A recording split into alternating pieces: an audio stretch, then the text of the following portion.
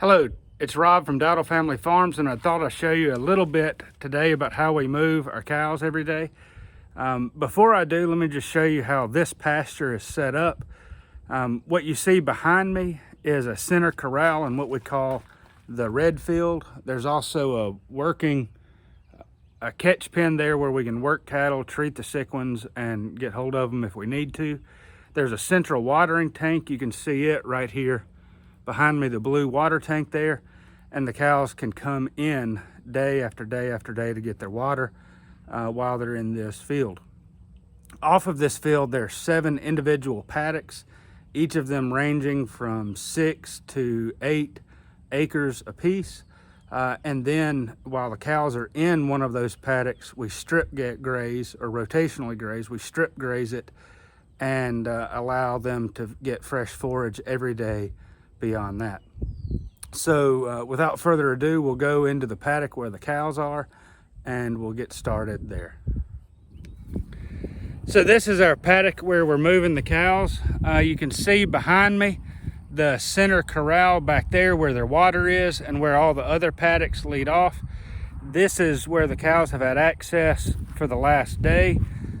Behind me right over there, they've had access to a small strip there the day before yesterday. So today we will move them to we'll pick up this poly wire right here, and they'll have access to the next strip, and then we'll move this poly wire to the strip behind them and set up tomorrow's paddock as well. This is Buddy right here behind me. He was our first bottle calf. He's almost 2 years old. He's a steer, and he's a good boy. The rest of this herd, far off in the distance, you should be able to see a cow with a calf that's currently nursing. They are the exception. The rest of the cow and the calves are across the road in another field. She just had this calf when we moved the other cows across the road, so she stayed here. But in this paddock, there's a bull, 5 steers, and then about 16 heifers that, and those heifers will either be replacement heifers for our current cows who are getting a little bit older. And then the other heifers, there are some that are a little more excited, and those, it's not that they're crazy necessarily, but they kind of run and jump a little bit more, and we will send those to the processor. We'll finish them out on grass like we're doing here, and then we'll send them out to the processor. I'm going to reverse the camera and allow you to see a little bit of a difference between the forages that we're producing here. So I'm standing in the same spot as I was a moment ago. You can see Buddy right here, number 1, and then you can see these there's the bull, and then there's the little steer calf, Bo, the second bottle calf that we raised right there. If you look, you can see what looks like a lot of grass standing up right here, and there is what looks like a lot of grass. Most of it is coarser stems, like where this fescue has gone to seed. You can see some summer grass is starting to come out, and there's even a little bit of clover and stuff left, but most of what's left, some of it is edible, and the cows would eat it if they were required to. If we left them here longer, they could easily survive for the next couple days with what's available between here and the corral over there. But we're moving them because we have a lot of grass, and we want them to have the best premium forages that they can find. If you look right down here, you can see the grass is still tall, but it's not nearly as thick as what's over here. You can see clovers that we seeded this past fall, trying to improve these pastures. They've had time to go to seed, and there's a little bit, it looks like a lot, but there's a little bit of wheat that we seeded as well. It's been grazed, and it's starting to go to seed. The cows will knock it down, trample it. They may eat a little bit of it, but there's not enough wheat in this paddock for it to really mess with their rumen. So after we move the cows in this whole paddock, this 6 or 8 acre paddock, we'll strip graze it, so they'll still have access to this paddock because they've got to get to the corral over there for their water. But they'll have new grass each day. It'll keep them from overfeeding on stuff that they should not eat, and they'll basically stick to just grazing this strip and just walk through what they've had access to already. They've got about 4 more days in this paddock before we move them to a completely different paddock. In other words, we'll strip graze this paddock over there to the edge of the woods for another 4 days, maybe 3 days. It depends on how it goes. The forage toward the end of the woods, there's not as much clover and there's not as much premium forage there, so those sizes of the paddock that we give them will be a little bit larger, but they'll have access to the best of these forages. When they get off of this paddock entirely, we will come through with a bush hog and we'll knock all of what's left down. Most of it will be the seed pods from the fescue. This fescue here is a tall fescue which has an endophyte, which reduces animal performance. So if we knock the seed heads down, it'll improve its forage quality some, and it'll also knock out some of the stuff. Like this is broom sedge. If we left the cows here long enough, they would eat it. It's kind of purplish right now. They would eat it. It doesn't provide a whole lot of nutrition for them, but we'll mow to knock down the broom sedge and to allow the clovers and these summer grasses like that, what looks like crabgrass there, to come on through so that the summer grasses will improve. So I'll set up the camera, roll up the wire, and let you see how the cows move into the paddock now. So I've got this set up. I'll walk over, roll up that wire, and you can see the cows running in. Very simple process, takes very little time.